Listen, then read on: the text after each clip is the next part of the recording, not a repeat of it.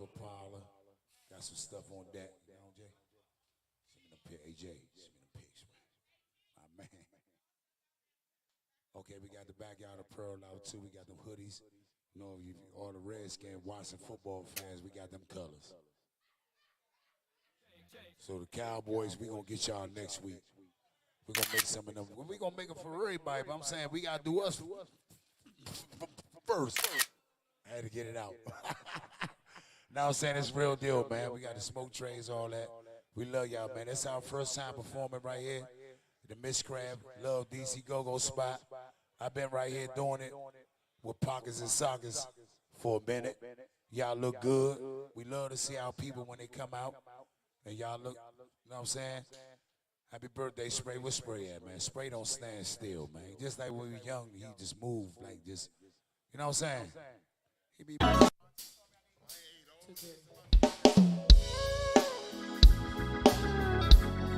Yeah. So Brad, first time in Miss Grant with the whole crew. You know what I mean? That's what we do. Backyard for life. Yeah.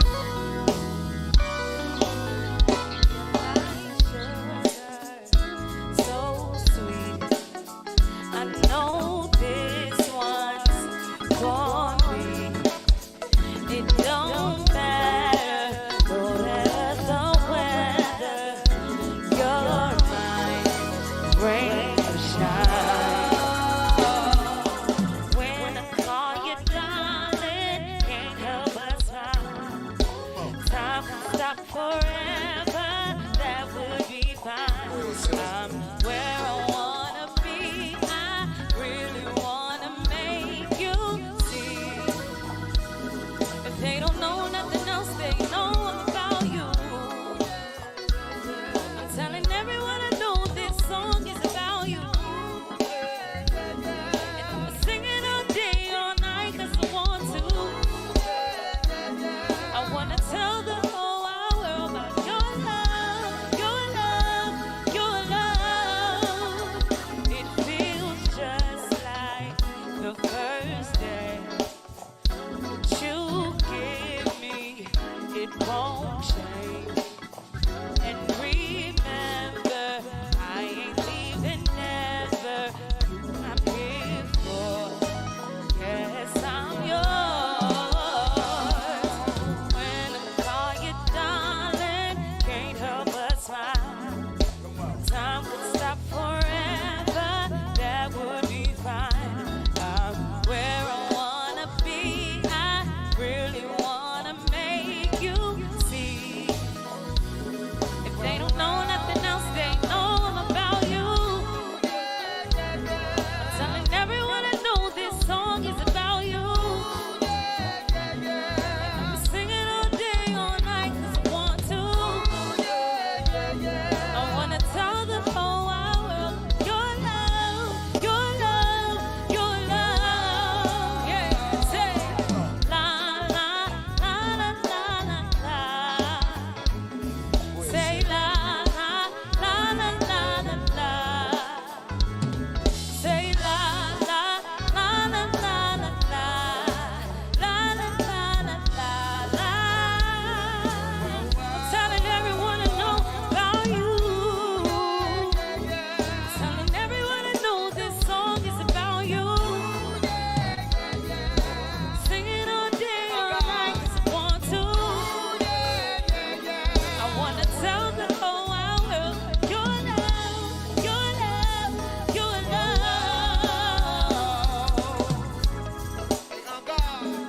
Yeah. Every day we wake up is a celebration. This song is about you, about life, living, being prosperous, moving to the next level. Whatever you feel, it makes you feel great. That's what it's about. Yeah. Everyone knows this song is about you. And I'ma sing it all day, all night, 'cause I want to. I wanna tell the whole wide world about your love, your love, your love.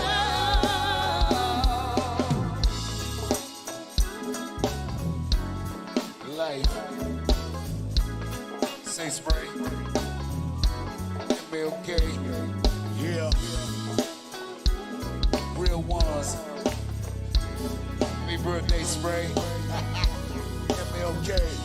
What's up, fool? We love you. Every day is a celebration when we wake up. Taking care of loved ones. Just breathing fresh air. You know what I'm talking about? Above the dirt is great. You know what I mean? It's about you. One more time, sis. Telling everyone I know this song is about you. Yeah, yeah, yeah. Sing it all day, all night, 'cause I want to. Yeah, yeah, yeah. I wanna tell the whole wide world about your love, your love, your love.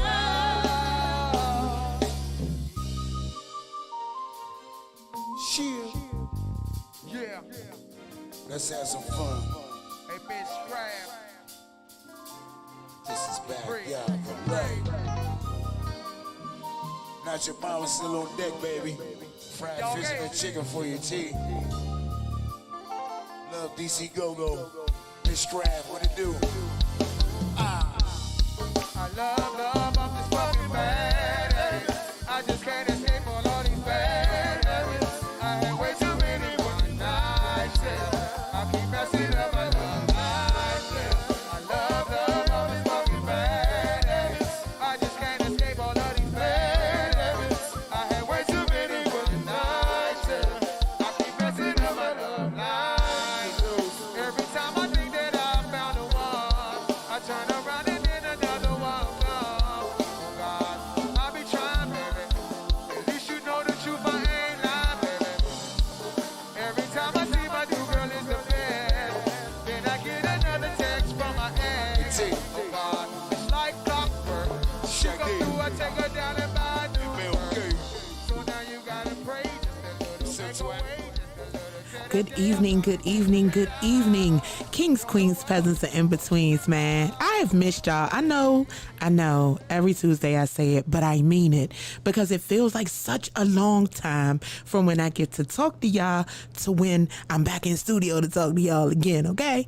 So, first and foremost, I want you guys to do me a favor. If you have not, head on over to YouTube. Head on over to Love Network and also Them Damn Fans YouTube channel.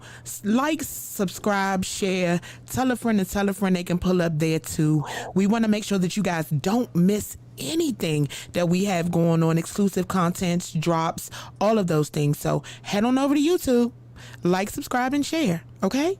But thank you guys so much for stepping on in to No Gray Area. It is your girl, Kapri Monique, the voice of the people.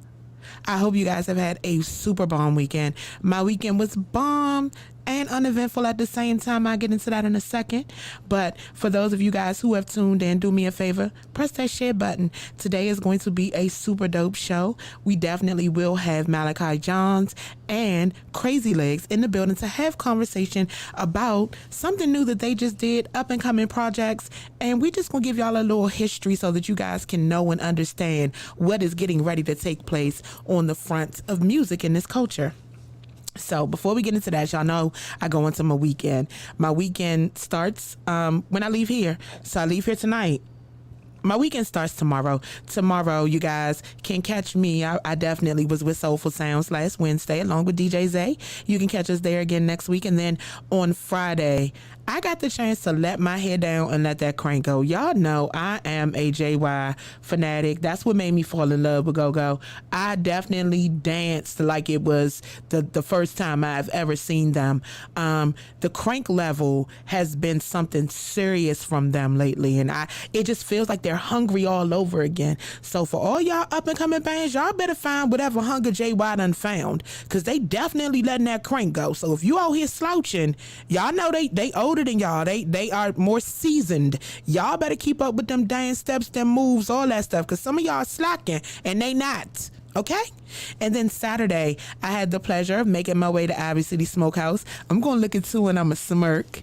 And I'm going to say I tagged Ivy City Smokehouse. I was waste of the people sticker. If you can find it, I got a prize for you. I'm not going to tell y'all where it's at, but the first person that finds it and sends me a picture of it, I got a prize for you. That's all I'm going to say.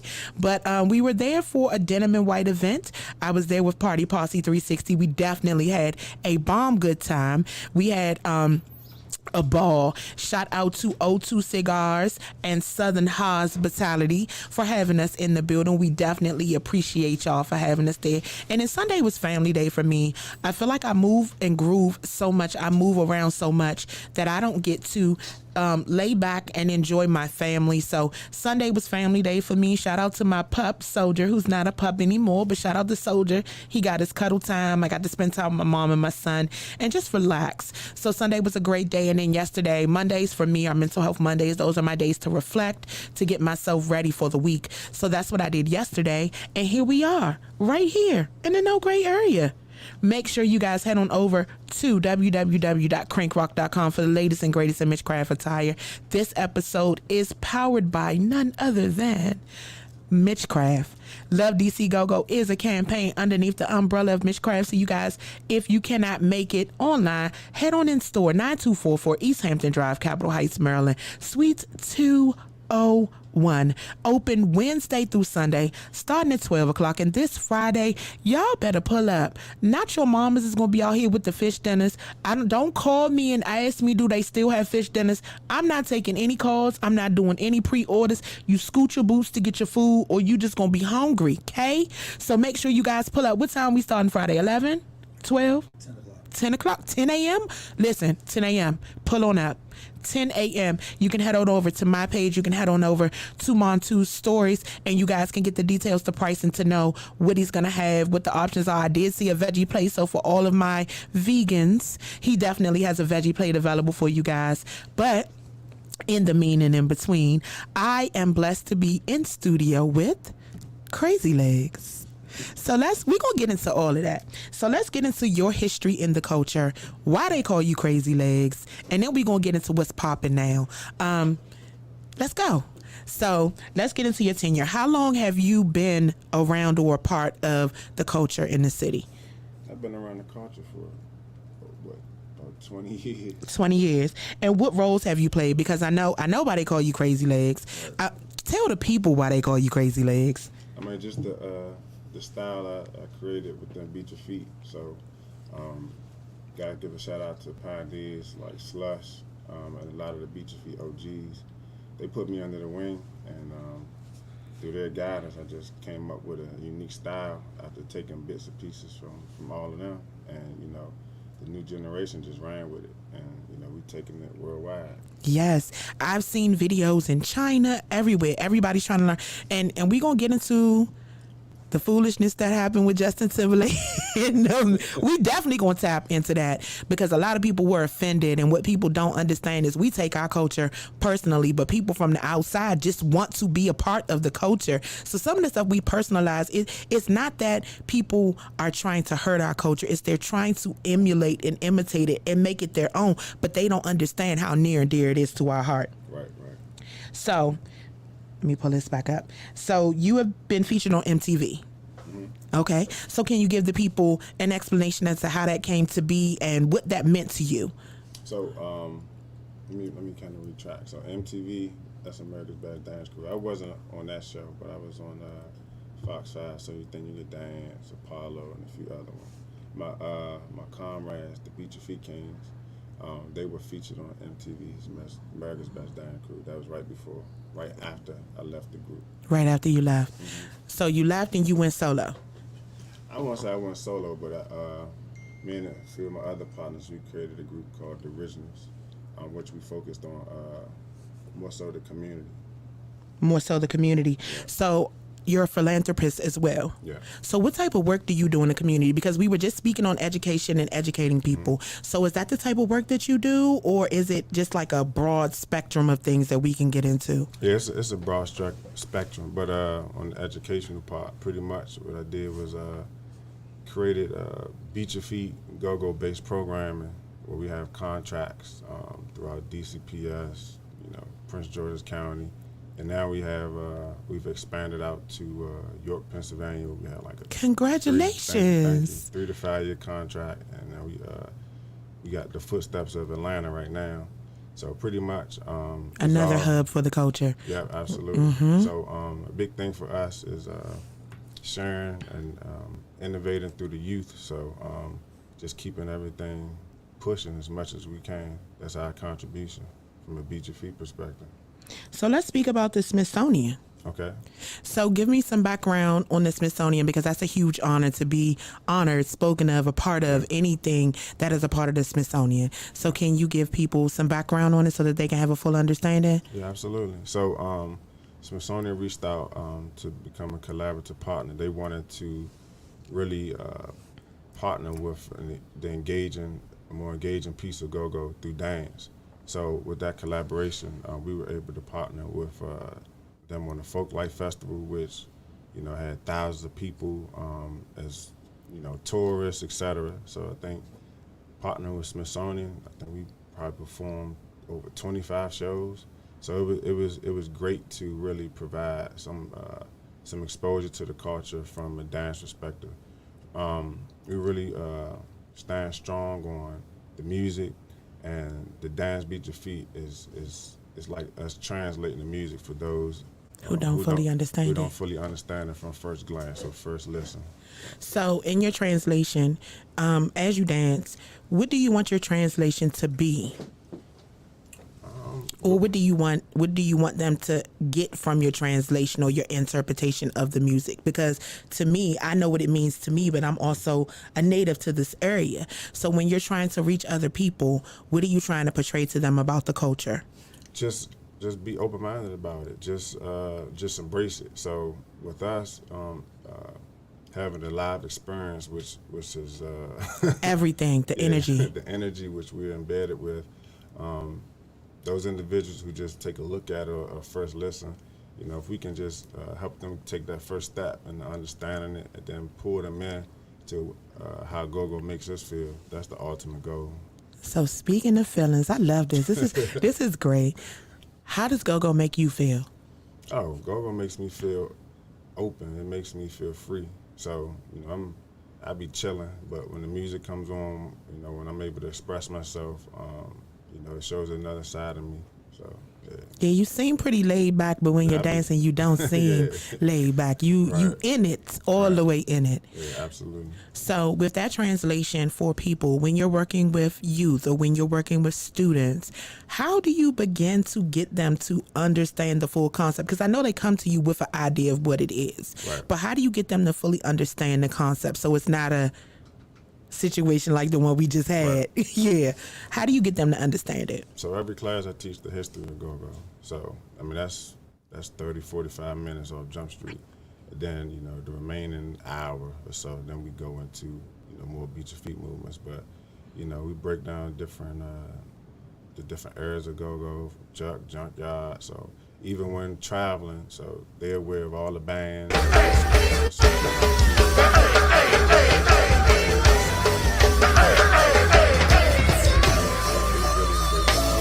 So you give them reference points that they can grab onto so that they can at least hear it or preview it. And then once they come in, they get to sort of, it's not like the live experience, but it is like the live experience. So they get the live experience. And when they walk away, what do you want them to walk away with outside of an understanding? Because understanding is amazing, but what do you want them to walk away with?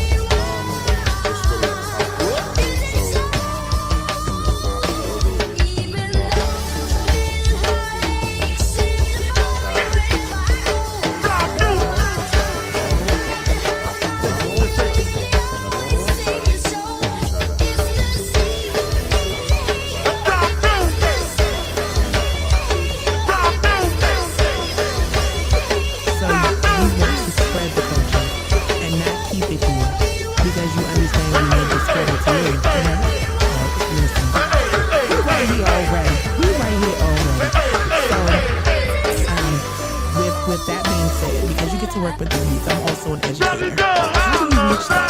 Because a lot of the youth are very hard to reach, especially when it comes to go-go music and this culture.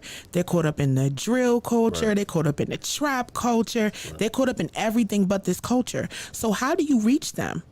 So through dance and just slight introductions and variances of the music. So like producers like Drew Keys, Malachi. Shout out to Drew Keys. I love Drew. T.O.B. So we have some we have different variations of go-go with there may be more produced tracks, just kind of instrumentals. And then like we did a partnership collaboration with T.O.B. We went in the studio with Rio and just dropped some straight instrumentals. You just spoke on two legends very quickly. Shout out to Rio. Yeah. I got to work with him not long ago. I definitely did. Yeah, so with the dance, we're in the schools dealing with the youth. We're using those authentic instrumentals. Some produce a few remixes, but we try to stay true to the authentic sound. But that's the introduction. So we teach them basic movements, and then that's the new introduction to go-go for the youth versus back in the day where the kids were going to the go-go's. Yes, going to all age go-go's, going to outside shows, right. Sneaking into the go-go. Yeah. I'ma look. Not me. Somebody snuck into the go-go, but sneaking into the go-go. So once you get them to grasp it and you get them to at least wrap their head around it, how do you get them to let their guard down to express themselves? Because that's the hard part. So the kids are already used to dancing with TikTok. It's just what dances that they're accustomed to. So when we pull in Beat Your Feet, that's pretty much easy. The challenge is the connection between the true culture of go-go music and these beats and all of that. So I can't really send them to TCB. You can't. You know what I'm saying? So having the producers create these tracks as instrumentals, that's what they're able to dance to. But then the next piece of that is where will they be available? The music be available. So you need to make sure it's streaming, so they can listen to it. Say that again out loud for the people in the back, make please. Make sure it's streaming and available on platforms, because that's the next step. So what we learned was they only can hear it when we're physically with them, playing these tunes or this music. So making it streaming and available on all platforms is very important. So create algorithms, create hashtags, put yourself in a situation where they can actually tangibly touch it. Our students, our youth, they're used to instant. Mm-hmm. If they have to work for it, a lot of them are not going to do it respectfully. I work with them enough to know they're used to instant. So once you get them accustomed and you teach them the culture and you get them to grasp the music, what are next steps to keep them interested? Because, our kids are interested in something today, maybe not tomorrow. And TikTok has so many, like on a daily basis, there's so many different dance challenges, dance crazes. How do you keep their interest piqued in the culture? Provide opportunities. So not only do I go in, and teach them. So usually the programs last 6 to 10 weeks or all school year. So Instagram, TikTok, us having a few followers on there, they really value that. And then with other schools, we train them. We kind of do like trainer sessions. So we teach them Beat Your Feet, then we have them assist us with paid opportunities. So of course that encourages them, their parents, to really become involved in it, and it just grows from there. So the whole goal is just to create an ecosystem where you can get someone from kindergarten and help build them up through middle school, high school, and looking at me and my comrades, Beat Your Feet Academy, as the top tier traveling around the world, maybe 3 to 5 years from now. And then it comes full circle when you bring them back to reach back out to the youth to teach the next generation. Absolutely, yeah. It makes so much sense. So with you doing this, what is your goal for you, not just your program, but for you as a philanthropist, also as an instructor, as an educator? What goals have you set for you for the remainder of 2022? Oh, just do as much as I can to push go-go across the world in the proper manner. And so you want to make sure it's showcased the way it needs to be showcased and not half-assed. Yeah. Yeah. Absolutely. And I appreciate you for that, because I feel like a lot of times with a lot of things that we're comfortable with, we get comfortable with cutting corners because it seems a lot easier and faster to do things. Right. But I feel like if we showcase it the right way and we explain it the right way, I feel like the richness of the history will translate and it will be something that can keep people engulfed. Right. Absolutely. I get it.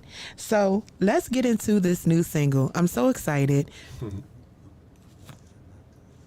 We're going to get into this new single, but before we do that, let me swap this and let's introduce and welcome on Malachi Johns, my light-skinned friend. Y'all tell my light-skinned friend to step on in.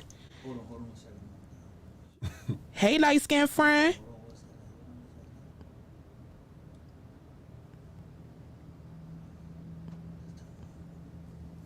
I was muted. Let's try this. Can you hear me now? Give us 1 second, light-skinned friend. Okay. Hey, light-skinned friend. Hey, how are you? How are you? I'm awesome. How are you? It is so, first and foremost, thank you for stepping on into No Great Area and welcome. Of course. Thanks for having us. Of course. So let's get into, we're going to get into, I don't know how I want to do this. Do I want to get into the song first? We're going to get into your history really quickly, because your history is a rich one and it's a vast one.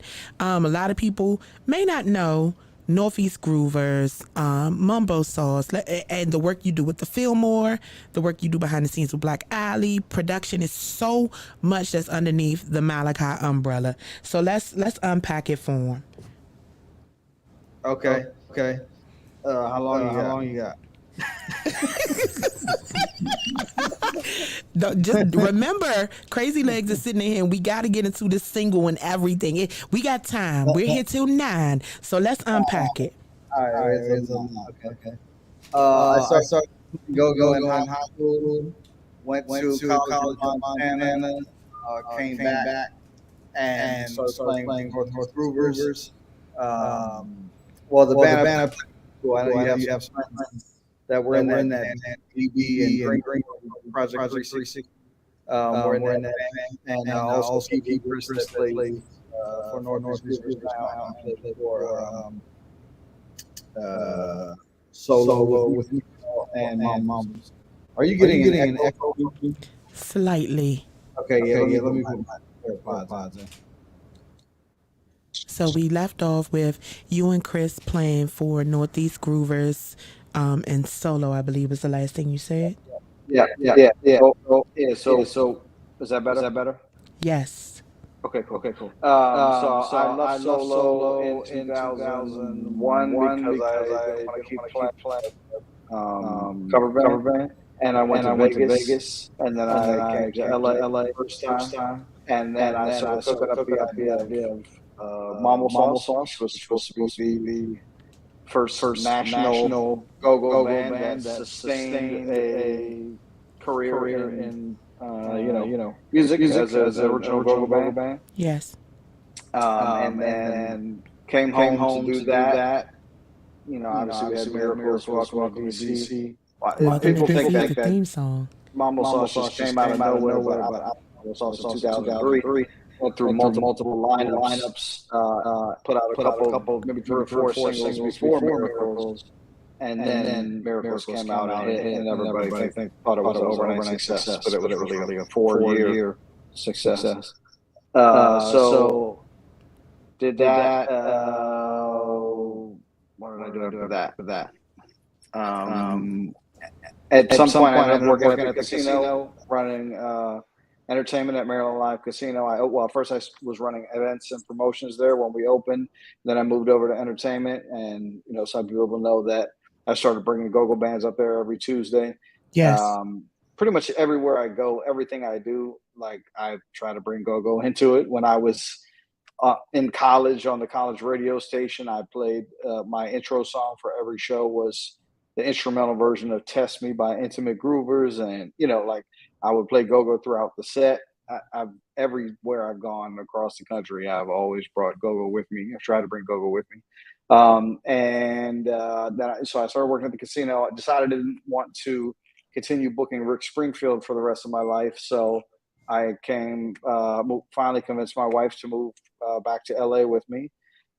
which she did, and then started a booking agency. I was working for another booking agency, and then I started my own, which was never really a desire of mine. It was just that I was working for somebody else doing it and thought I could do it better myself. So started my own, of course, booking go-go bands, Black Alley, Beggar, whoever. I book pretty much any go-go band.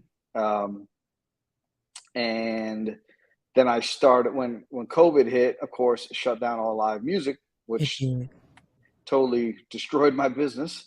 And then I started doing similar to what you're doing, which is interviewing people on a series that I had called, although I have to say you're a way better interviewer than I am. So great job. Just while I was hearing Crazy Legz, I just looked at my wife. I was like, she's asking really good questions. So no, you're doing a great job. Thank you. But so I started interviewing all of these, people in go-go. And one day, Crazy Legz called me, and I think I definitely was aware of him. I think he was aware of me, but we didn't know each other. And he basically reached out. I was like, hey, I think we're on the same mission to try to, expose our culture to the world, and let's figure out how we can work together. And not only did he say that, but he meant it, which is kind of really rare in our business. Most people reach out and they say, hey, let's work together. And really what they mean is, hey, can you stop everything that you're doing to help me with what I'm trying to do? Which I only need you for the help that you can give me. But Crazy Legz is a whole different type of person. He really is not, he gives up his resources. We both share resources. We both put money into what we're doing. And, I can't say enough good things about him.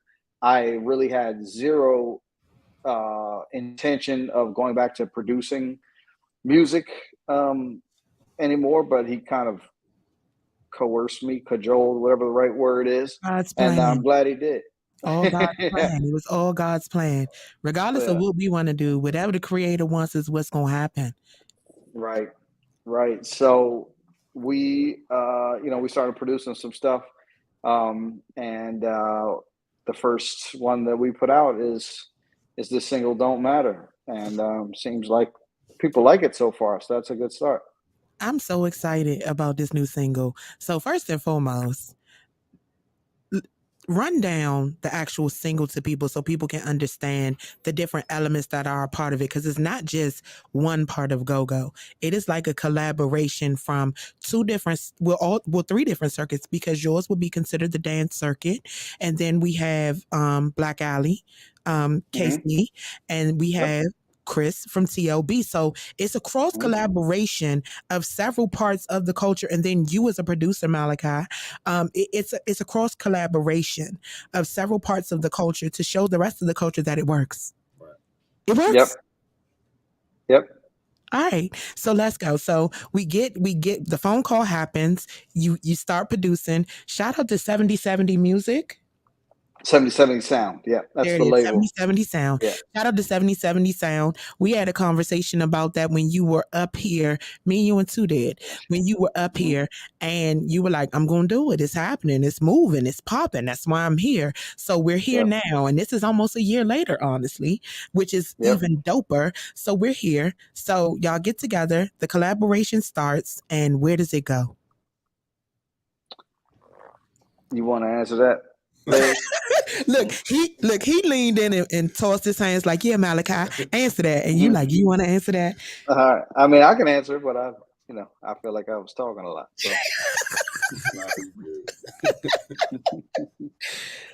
So. Where it goes from here, well, 7070 Sound started as just a production company, and Jay and I were sort of doing the same thing, but for different purposes, like he was describing, where he was trying to get the tracks from the different producers to do dance videos to. I was working with multiple producers as well, some of them overlapping, with the intention of trying to create go-go that is not created by a band, but is still authentic to the sound and authentic to the culture. And it's a very, as you can imagine, difficult thing to do. And so I was working on a very specific trajectory and a very specific method by which to try to get to that point. so along the way, I sort of remembered why I had left dealing with go-go bands, because Man. it started to feel like dealing with a go-go band almost. But so during the course of that, it kind of shifted into a label, because CrazyLegz was like, "Hey, I want to release this stuff through 7070 Sound," and I was like, "Okay, well, I guess that sort of makes me a label then." Now And it's time to do which, paperwork. yeah, I mean, well, some people didn't. I don't think a lot of people knew that Mambo Sauce was not. I didn't start Mambo Sauce just as a band. I started a record label. It was called Okay. Red Sea Records, Okay. and the purpose of Mambo Sauce was I wanted to sign original go-go bands that could be national artists, but there wasn't anybody doing that, so I had to create my own. That's why I created Mambo Sauce. But the purpose of it really was to be the first artist and a blueprint off of my record label. So this is just sort of Uh, a continuation of that process. And yeah, so the future is we're going to release more CrazyLegz singles, and okay. it's kind of cool doing the CrazyLegz thing, but because it allows what you just described to happen, where like we can pull in different and disparate elements of the culture together and put them through one funnel, which is CrazyLegz. You know what I mean? It's not weird to be like you got a junkyard. Like how do Junkyard and Rare Essence have a song together? They can't. But maybe, I mean, I'm not saying that's what we're going to do, but I'm just saying how would I don't know, New Impressions in How you're TCB able or to whatever. But we can, how you're able to collaborate from different areas from different genres underneath one culture. right. Is the collaboration part, I think, is beautiful. I feel like in this culture, everybody's in competition with one another instead of understanding we all need one another in order to climb over this wall and get to the other side. Yep. Yep. Well, one thing, and I was watching your interview with, just to jog off that topic for 1 second, I was watching your interview with Blue uh, from the other day or last week or whatever it was. Yes, And sir. he was talking about, I can't remember what your question was, but he was talking about the people that complain about stuff are the ones that don't oh, I remember what it was. It was the people that didn't get the information from the OGs and felt like the older Older generation didn't niggas are talk to in them. the way. And he said that the ones that are, most of the ones that are saying that are the ones that don't listen. And I couldn't agree more with that. And so that was sort of off topic, but I just wanted to throw that in because I've been thinking about it since I watched it like a couple hours ago. Like that's literally what happens. People call me, ask me for advice, which they really don't want the advice. They just want to tell me what they're doing. And so basically when I'm saying, well, you're asking me for advice, I would do A, B, C, D, and E. Well, actually, I already have it all figured out. Well, if you had it all figured out, then what did you call me for? Because they don't So, have it all figured out. right. But And their uh, pride is in the way. yeah. Anyway, so I think, and the reason I brought that up was just because talking about the collaboration, and working together, like everybody just needs to tamp down on the ego a little bit, and then collectively we can get a lot more done. So So anyway, let's speak on tamping down the ego and working collectively. So when working collectively, because you guys have a dope collaboration, I think this is a super dope collaboration, and the fact that y'all are working on future music right now as we speak is even doper because you guys understand that in order for it to work, there has to be trial and error. There may be some things that are not going to work because nobody is perfect overnight. It takes time. right, So right. what is the goal for y'all outside of exposing the different elements and bringing the collaboration together? When you guys sit down and you talk music, what is the overall goal for 7070 Sound and CrazyLegz as a unit? Because y'all are a unit. Y'all are a unit. So what is the overall goal for you guys as a unit? Go ahead, CrazyLegz. I take the He said, I'll first take part. that. So my goal with our collaboration, again, just to kick down the door, just do my part to kick down the door for the culture. So with me having a huge impact and influence on the dance portion, Yes. not even just with Beat Your Feet and Go-Go, even within like the hip hop dance portion, Yes. you know what I'm saying? So I think that's huge. So I can leverage that influence to have these top choreographers dance to go-go music, etc. globally. So just go as far as we can get. You know what I'm saying? So this is new.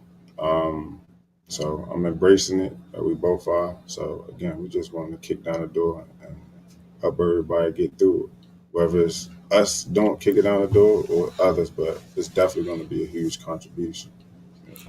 So, with it being a huge contribution and understanding that we need to pool resources, because that's what we have to do. We have to pool resources. Right. Because if it doesn't work one way, it doesn't work another way. What if we put the two together and it is the master plan? So, how are y'all going about figuring out what the master plan is? Because it's not cut and dry. For regular industry music, it may be different, but like Malachi spoke on, like you spoke on, it's difficult for people to really get a feel or understanding for the music unless you get the live experience. So how are we going to try to translate that and that same energy to the people? Right. So I mean, we've been very adaptive.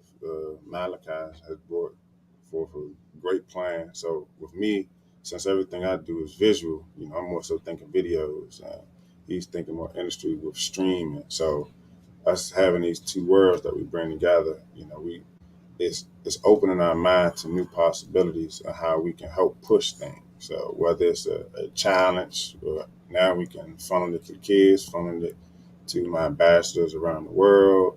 You know, just like you said, just leveraging these different resources. And we've already noticed that that it has been opening the minds of some of the bands here, because you know they may reach out and be like, "Hey, we trying to collab next," or "Can we collab with this band, you, etc." So I think we're definitely on the right path. How do you go out vetting the deadbeats and the opportunists from the people that actually want to put the work in and do the things that need to be done? Because this culture has a situation, Malachi just spoke on it, Right. where people want to pick up a phone. Yeah, I want to do this. Yeah, this was popping. This was hot. And then you devote time, effort, and energy, and then they don't do what they're supposed to do. So how do you vet those situations out to know which direction to go in and which not to go in? Malachi, you want to take that one? Both of y'all want to take it? Y'all both can take it. Well, I'll take it. Well, I mean, for on my side, I mean, good news is I've been around for a while, so I kind of know Yes. who's really about, really about it and who's not. And I have a pretty good bullshit detector too. So that's the main thing with me. I mean, there's some times where you take a chance, and I mean, we've had a couple of stumbles along the way, people that we thought were going to come through that didn't come through. But I have I have sort of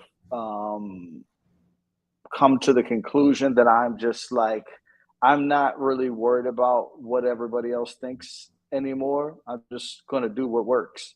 You know what I mean? And I'm going to work with the people that are about it and are going to, not just not just try to leech off of what I can do or what I know, and that's why Legs and my partnership is so great, because he brings as much to the table, if not more, than I do. It's usually not that way. You know what I mean? It's usually Right. more the other way around. I usually Yeah. bring more to the More than the table other than person. which is fine, because I don't expect anybody to already have all of their shit together, but I'm cool with working to that point. But a lot of times it just never gets to that point. So I was really happy to team up, with Legs, because he's already got a lot of his own irons in the fire, and we could just bring our collective resources together and make something great. So speaking of collective resources, when you guys got together and did the collaboration, how did it feel? Because moments like that are huge. How did that moment feel for both of you? Because you have Black Alley, you got TLB, got you, got Malachi. Shout out to D Cleve. Shout out to the homie Tay Yeah, Cleveland. yeah, Definitely not yeah, gonna forget about the homie D Cleve. Shout out to D Cleve. yeah, yeah. I'll let you take that one, Leg. Man, It's a smile for me, y'all. He seems genuinely so happy about this. nah, it was it's amazing. I mean, we always have for everyone to know, it's a lot of stuff going on behind the scenes. So I mean, this is not the only collaboration we have. So Right. it's Right. so much going on. So um, you can tell something is powerful when, through all the chaos going on, you know, we still notice, like, oh shit, this dope. We just did this. Like, damn. All right, next. And it's like, damn, we just did this. It never stops. Yeah, so it never stops. But usually there's so many things going on for me that I'm just like, we good, we just moving. But this is one of those things that's like, damn, we really just Made history. Switch something up. Yeah, so it feels good. So just want to keep that momentum going. Yeah. Malachi, you want to speak on it too? Or you good? I mean, I was surprised. No, it's cool. I have been in the room when I have been producing what I thought was going to be a big record, obviously before, but I was there then.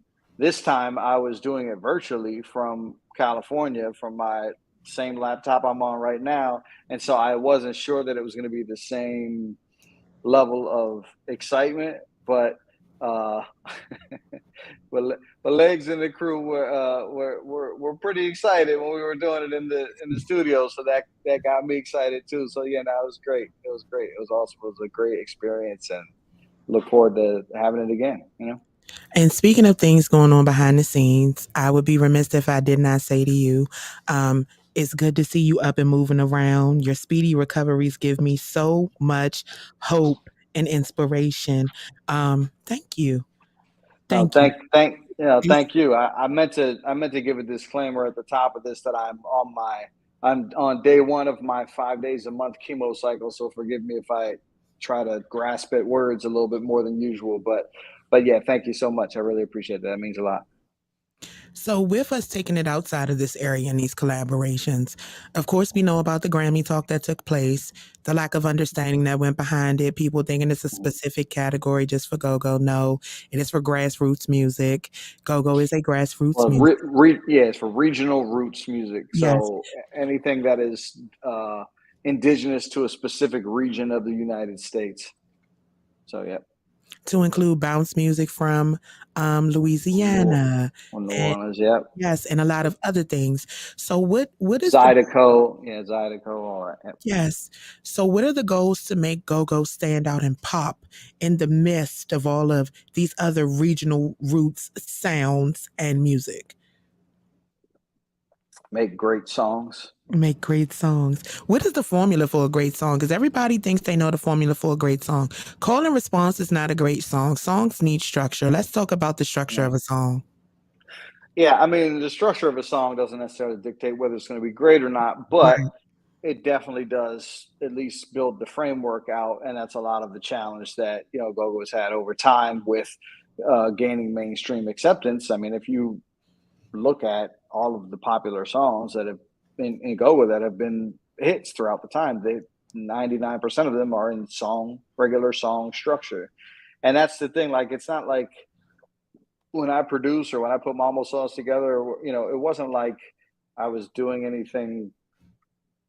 I wasn't doing anything sort of like groundbreaking. I was just, it was just, I was applying how you would, build or produce or market a R&B or hip hop or pop artist, but with a go-go beat. And I don't understand why more people don't do that. It seems like you have a lot of people in bands that are, they play in a go-go band, they play in their cover band or whatever, at Friday, every Friday night or whatever. But then they're also working on an R&B project in which, they put money into, they go get professional photos done, they go to the studio. And why don't you just do that with your go-go band? I don't understand. I mean, I do understand to a certain extent. I don't. I do understand. Well, I will tell you why I think it is because it's trying to convince 12 people to all move in the same direction at the same time is incredibly challenging. That's why Mamo Sauce was the smallest go-go band in history at that time. Scale your members back. You don't need 8 keyboard players for you to sound good. I'm sorry. Scale your band back. And you have to realize you got to grab like-minded people so that they have an understanding of what it is you're trying to accomplish and the things that you're trying to do. Well, and the other thing is, if you look at how go-go started, it started with an artist who had a band. Chuck Brown, and the Soul Searchers. And Along the way, we have become and we have taught ourselves to believe that we have to have a 14-piece band to be a go-go band. You don't. 14 I pieces mean, is very expensive to travel with. yeah, Just to feed, to travel, all of those, to house, all of those things. yep, and especially when, which people in go-go don't seem to understand, especially when you're going to another city Yes. that doesn't know anything about go-go, which means you're not going to make any money because nobody's going to come pay to come see you until you do some things to build a demand for yourself there, i.e., make some records, make some great songs, which is back to your original question, which I forgot what your question was, but that was my answer. No, Great songs. you good. I got you. Look, we you good. Which brings it back to branding, because branding, I feel like, is huge in this culture. You are a brand. You are a walking brand. Your name is known worldwide, not just here. Can y'all give people some tips for branding? Please, like investing in photos, huge. Making sure you have a press packet, huge. But what are some things that y'all can tell them to help them with branding? Because that's something that we need to work on in this culture. Because there's so many bands, the market is definitely oversaturated with bands. So how do we work on marketing and how do we make it stand out? I would say Want to start that? Look, I love y'all. Y'all are hilarious. You would say? just stand out. That's first. I mean, my name stands out. It's CrazyLegz. You hear it. It's like, what you mean? It brings curiosity. So with a lot of bands, some sound the same from the outside ear, right? So how do you stand out? So that was, I mean, with the single. Perfect answer. Yeah, that was the goal for it. Not to sound the same, but sound genuinely rooted with go-go, not just a produced track over, with some keyboard drums, something like that. So just have it authentic. So Authentic. I love that word. Malachi? So I think it's important for people to understand that a brand is not just about your logo or a brand is, or your photos or whatever. It is that, but it's more than that. It's every single time a person comes in contact with your company or you or whatever it is that you're promoting, every single one of those things is your brand. Facts. You know what I mean? So you standing on stage 20 minutes after you're supposed to start with your guitar player and your drummer both trying to sound check at the same time while the DJ is playing, that's your brand. So, people can say what they want to say about Black Alley, whether they're go-go or not, or Mambo Sauce, whether they were go-go or not, but that wasn't part of our brand. You would never see Mambo Sauce sound checking on stage. You don't see Black Alley sound checking on stage. I mean, granted, like I think maybe there's some shows where it just wasn't possible to do an early sound check or something like that, but 99% of the time, that's the case. But yeah, and then it goes into the stuff that you're talking about: professional photos, professional, graphic design, not putting the girl on the flyer that damn well is not going to be at that show. I hate it. There's a lot of things you can do, but most of it comes down to what Larry said is stand out. Figure out how to stand out. If you remember back in the 90s, like you could listen to, and maybe you still can today, but it was in the 90s that this was a thing. I could listen to JY, a BYB tape, RE tape, and Northeast Groovers tape, and I would never need to hear anybody's voice or any music at all. I could just hear the beat, and I would know which band it was. Facts. But see, go ahead. No, I just don't think that's the case anymore. Except for maybe with those bands, but they started it back then, And that's what I was getting ready to say. Montu and I have been having this interesting joust about Are you a cover band or are you a go-go band that plays covers? Because in this culture, I feel like we've gotten to a point where you have to define exactly who and what you are so that the expectations line up with what it is that you deliver on stage. Right. And I feel like if you're just covering a cover, meaning playing it the same way it sounds on the radio, you're a cover band to me. That's my definition. So for you guys, how do you take not being a cover band and actually flip and convert it into what your word, CrazyLegz, authentic go-go? How do you take it and flip it and make it authentic? You can take that one, Malachi. Oh, you can take that one, Malachi. You want- well, Tim, I have a fairly narrow view of what go-go is. I Okay. think a lot of people, may disagree with me, but to me, when anybody from the DMV heard Jill Scott is Love or Beyonce Crazy in Love or, insert A. Marie song, whatever, the first thing they said is that's go-go. So and there was no lead talker, there's no call and response, there's no cover songs, there's no 14-minute long track, there's no 16-minute or percussion break. None of the things that people say are what makes go-go. So in my opinion, what makes go-go is the percussion. So as long as the percussion is right, then it's go-go, in my opinion. Because I used to get in an argument, a joust, if you will, with Dig Dug back in the day when we had solo, because Dig was this was before I was on the business side. I was just a guitar player, but Dig and I, whatever you call them, been friends for 20 plus years. We used to go back and forth all the time. I was like, dude, I don't want to play in a cover band. Like that's not, I joined Northeast Groovers. I didn't join solo. Like I didn't come here to do this. And he was like, well, this is go-go. This is what's go. I was like, dude, you are Dig fucking Dug. Period. Go-go is whatever you say it is. And that's the way I feel about it. Is that to me, as long as that percussion is there, whatever else happens is superfluous. And I'm not saying that those other pieces aren't part of go-go culture and the local go-go culture. But I think to make authentic go-go music, which is separate from the culture, but part of it, all you need is the percussion. So to me, that's what it is. And it's subjective, how loud or how, the congas can be in the mix or the timbales or whatever, but I would just say if you show it to 20 people from the DMV and 15 of them say that's go-go, then it's go-go. Okay. That's my. I can go with that. Yeah, for me, I'm a kind of focus on the word authentic. So, when it comes to go-go to me can be 100% produced beat on the keyboard. That's just, whether it's a crank, bounce, or pocket, socket, that's still go-go to me.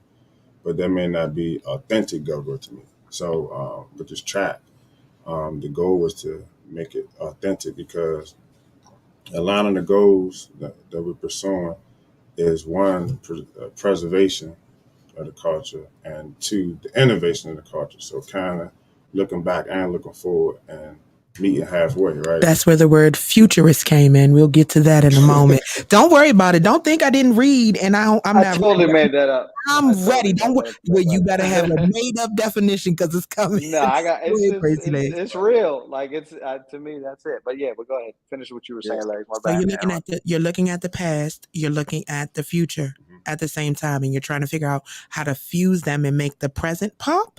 Correct. So, okay. So there's a spike in go-go producers, right? So it goes back to what Malachi mentioned, having 12 people in the band. So you have keyboard players and drummers who are starting to personally lose value in what the goal is with the band.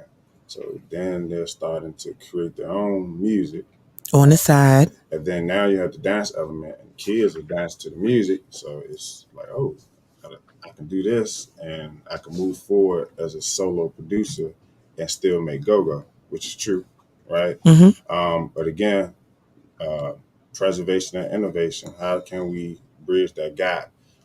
So when kids do or the next generation does hear go-go or in the present, it makes sense to everyone. So, the method that Malachi brought to me, that was authentic and clean, and I think it's just perfect for us to, again, preserve and innovate at the same time. Yeah. So Preserve and innovate and authentic and right. futurist. Come on, futurist. Let's talk about it. Come on, light skin. Let's Well, talk about this word.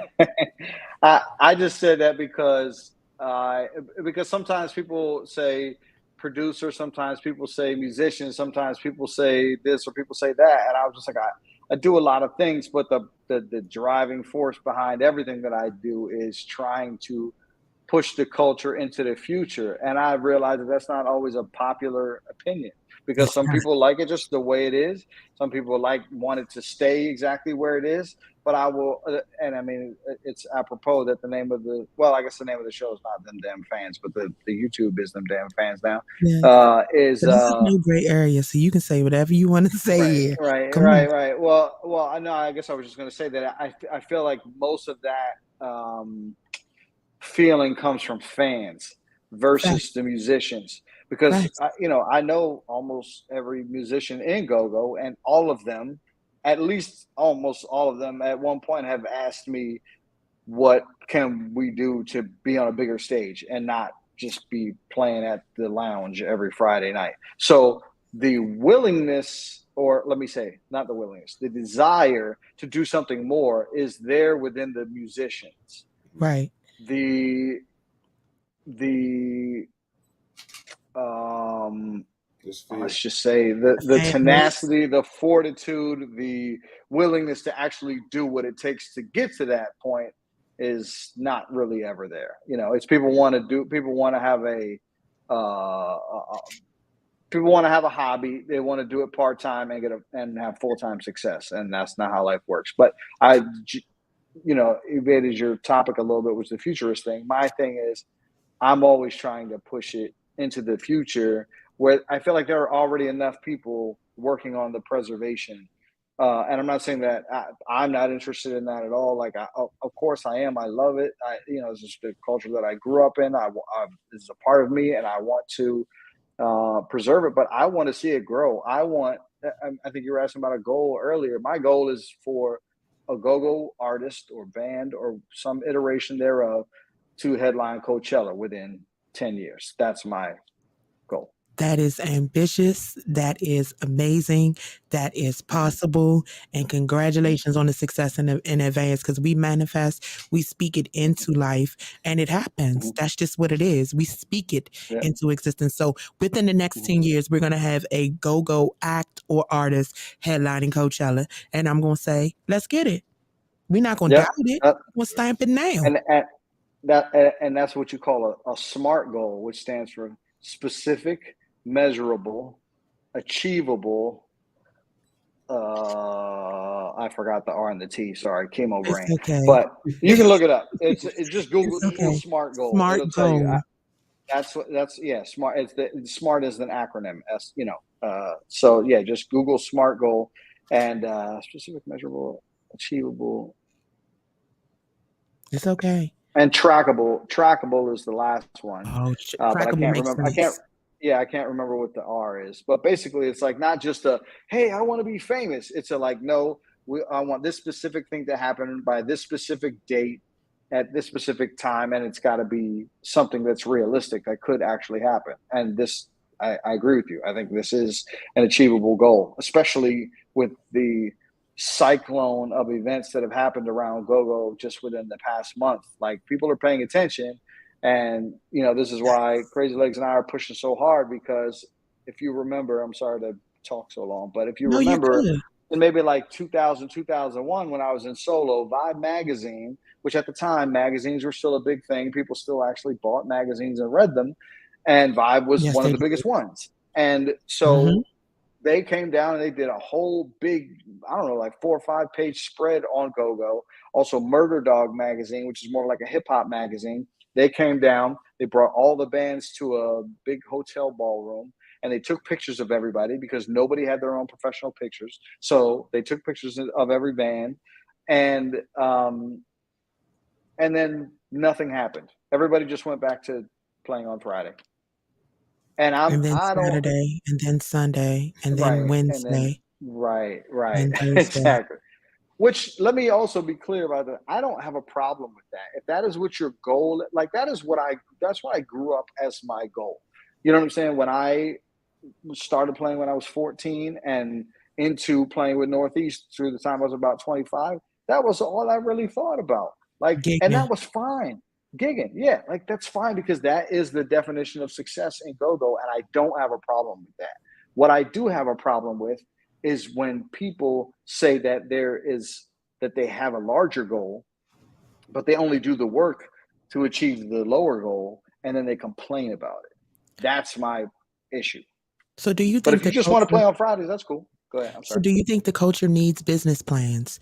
Do you think that they really need to sit down if they want to? Because to me, gigging every week does not necessarily mean success. It It doesn't it to me. it doesn't. I feel like it gets But hard on bodies.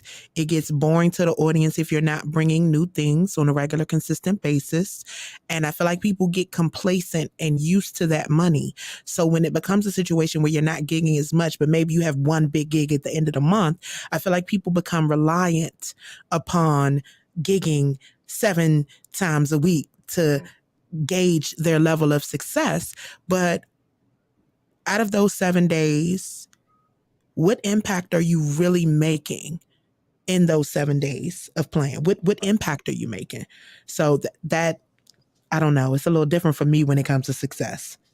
well, I would just say that is not my idea of success, but I can't impose my idea of success on somebody else. If that's what On everybody. if that's what success is to them, then that's great. Like, and because I do think that the culture of go-go and the way that it exists now, which is a gigging weekly situation, I think that can exist concurrently with national go-go artists touring, performing all over the world, doing TikTok, Instagram, whatever. I think that both of those things can happen at the same time. I don't think they're mutually exclusive. I think that people think that it's either one or the other, and you just can't do both. And I think that you can do both. But I mean, I agree with you in terms of that's not an ambitious enough goal for me. But I also can't judge anybody else Other for what people's their goal mindset. is. You know what I mean? If that's what they want to do, then more power to them. And because I was there, I just had no idea that anything else existed. That was just the world that I grew up in. I was just like, well, this is what you're supposed to do. You're supposed to play Friday, Saturday, Sunday twice, and 3 times a day, and that means you're getting it. And that's what until I started venturing out and seeing more of the world, and more specifically booking artists at the casino that I was paying 100 times what any go-go band makes to play in the same size room.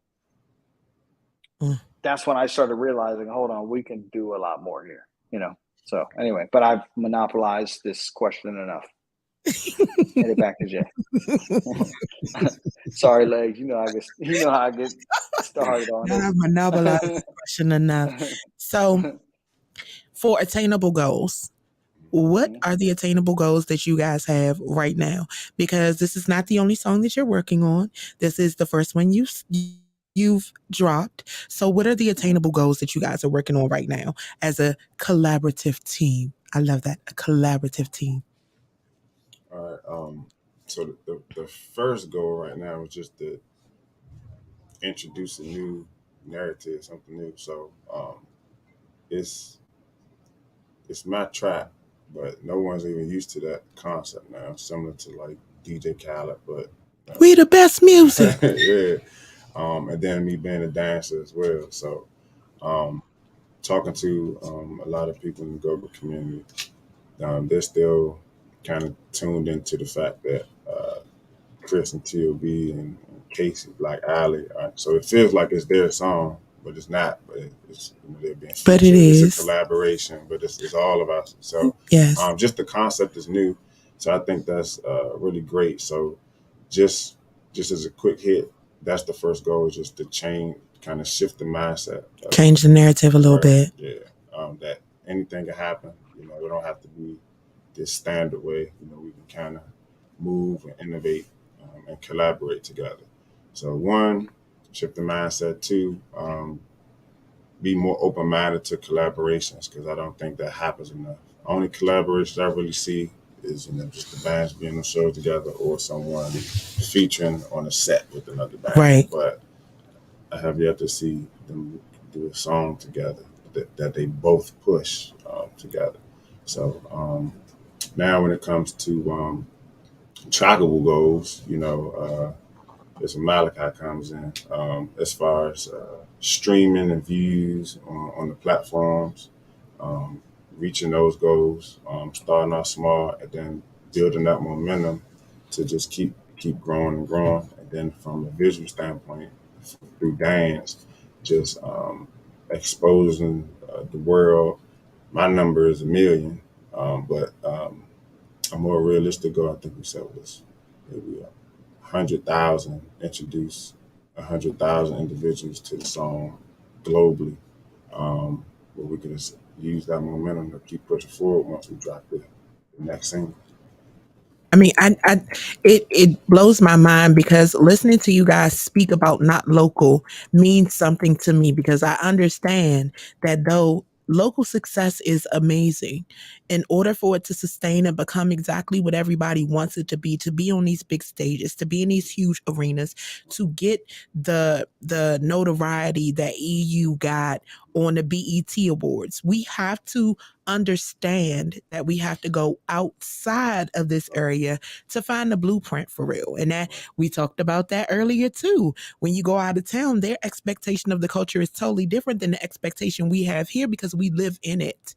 So other people value what we bring, even if it's not something grandiose and huge. It's something new, it's something refreshing, it's something they can fall in love with the energy of.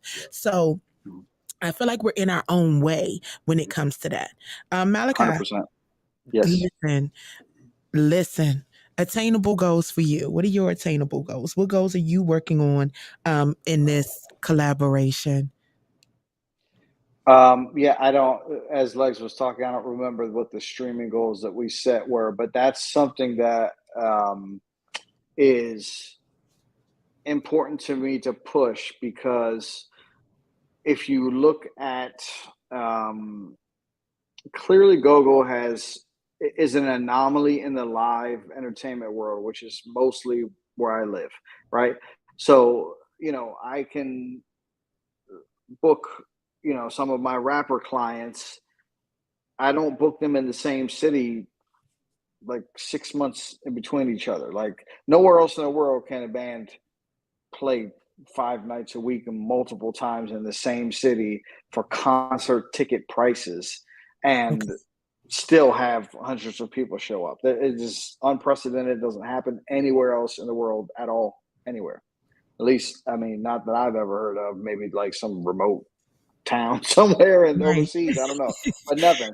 And people make the Vegas comparison, but Vegas is not a comparison because it's different people every night. It's different people.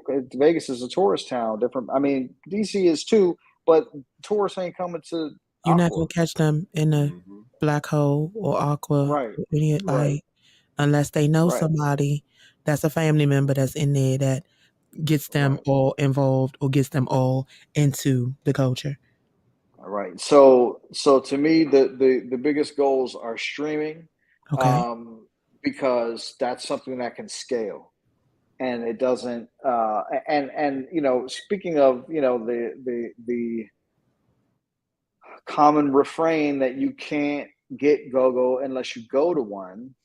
That's a trend I'm trying to break. I mean, I try to do that with Mambo Sauce. Like, I mean, and people can agree or disagree about the level of success, but I mean, I've heard way more people tell me, "Wow, that's the first time I've ever really heard the congos loud and the kick drum kicking." But it's like a real song. I mean, not the first time, but the first time in a long time. Since like the Butt or like back in the '80s, but it's a song. So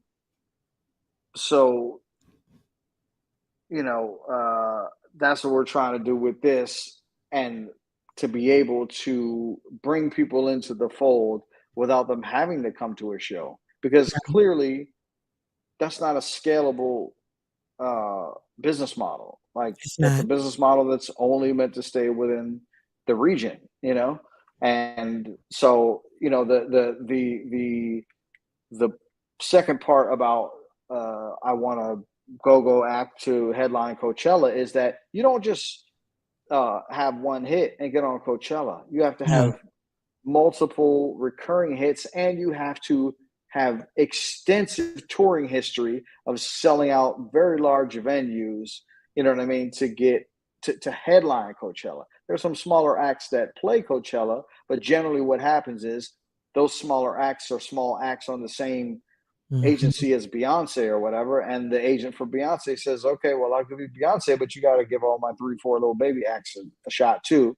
So when I'm talking about headlining Coachella, that means that this act Multiple. has to have multiple hits up from a recording standpoint, and has to have extensive touring, what they call hard ticket history, meaning people are paying money to come see this act, not I'm going to this festival that happens to have this act on it. Not, you know what I'm saying? Like I mean, it that's makes where the sense. heart. Yeah, yeah. So having that with B8, what do they call it? BHAD, big hairy audacious goal, or Mhm.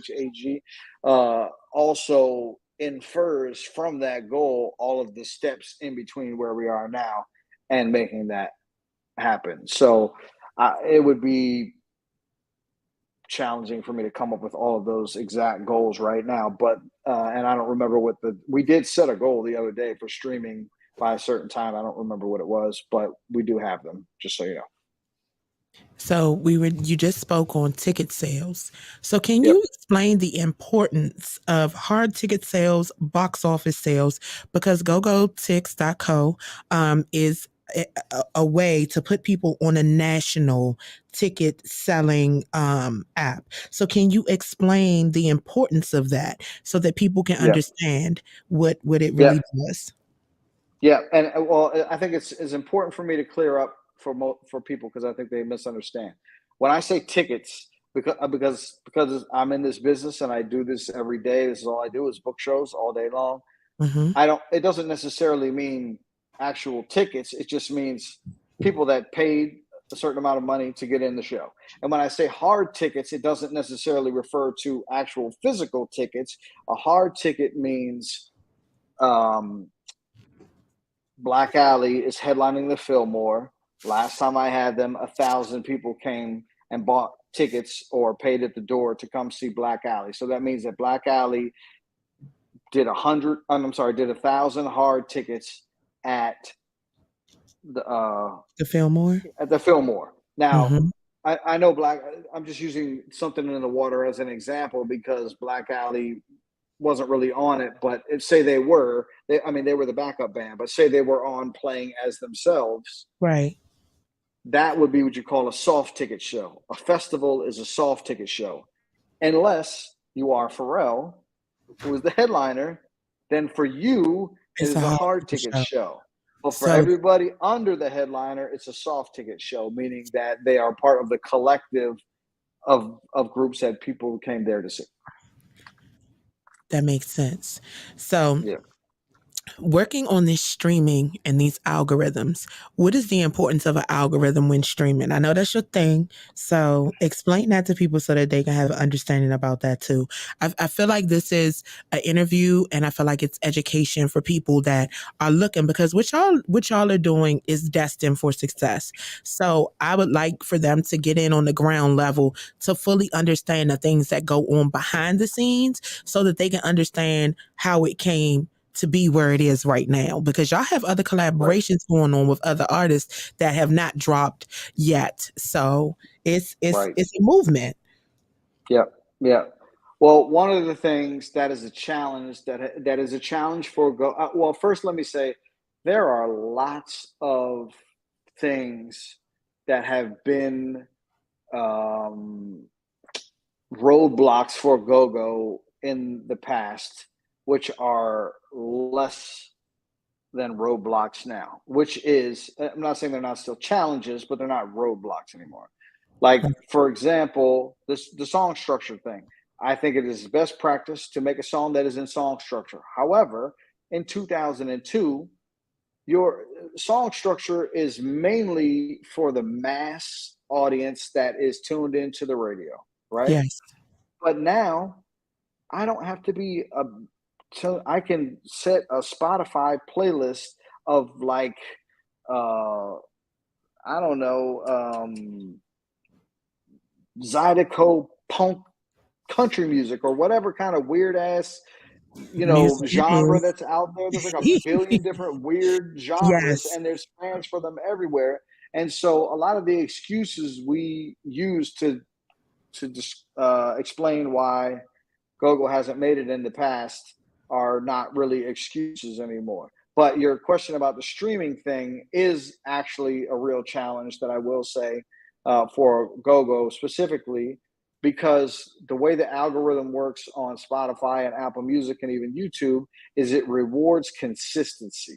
Ah, And so there it the is. more music you put out, and the more music you put out on a consistent, regular basis, same time, same date, I mean, not same date, I'm sorry, but, if you put out music every Friday or every Tuesday or whatever like that, over time, the algorithm starts to pick up on that and it starts to have a snowball effect. You know It what I'm bumps saying? you up higher in the algorithm. Yeah, exactly. And that is a per artist thing. Okay. That's not because I have a label, I was hoping that it would be like, oh, okay, well, I have a label and I'll just put out a bunch of shit and that'll get the algorithm cooking. But it's not Mhm. per it's not per. I mean, that's not to say that I'm not still going to put out a bunch of shit because it's still good. But in terms of triggering the algorithm, it doesn't. Right. But I don't want to misrepresent that I'm some expert on streaming. It's not something that I do every day, but I am now because CrazyLegz made me start a record label. So now He I'm gonna he be en- back he into it again. encouraged you to do what God already had destined. Nah, He he was made me do it. He in the made me butt do for you. That's just what it is. He kicked you it. because God knew you needed to do it, and He sent Yeah, someone to push yeah, you that is willing to work for and with whatever yep, your goal and your vision is. absolutely. So yeah, How let challenging me. is it for y'all to work virtually? Oh no, go ahead. I was just going to ask if we could play the song, or is it not? It doesn't Yeah, work. let's do something. Talk over it. So Oh yeah, we have to talk so we don't get copyright infringements because y'all had everything in order. Oh, is it? So Yeah, sorry. yeah. Yeah, I got it. So can you Yeah, introduce yeah. them to your new song? Oh, this don't matter. By myself, CrazyLegz, featuring Chrissy T.O.B. from Casey Black Eyes. This This is a no gray area exclusive, ladies and gentlemen. Make sure you guys take the time to look the song up. Tell a friend to look it up. Y'all share it out. Y'all push it. Y'all catch this crank right here on the Love Network DC. Shout out to Malachi. Shout out to CrazyLegz. Shout out to D. Cleve. Shout out to Casey of Black Alley. Shout out to Little Chris from TOB. I'm about to get out the way now. We gonna let it ride for a little while.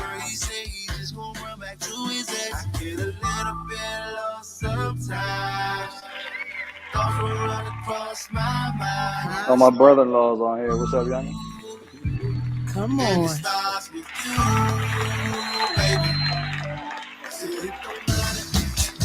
Thank y'all for stepping into no great I'm area. trying to leave a comment with the link, but I can't. Wait a minute.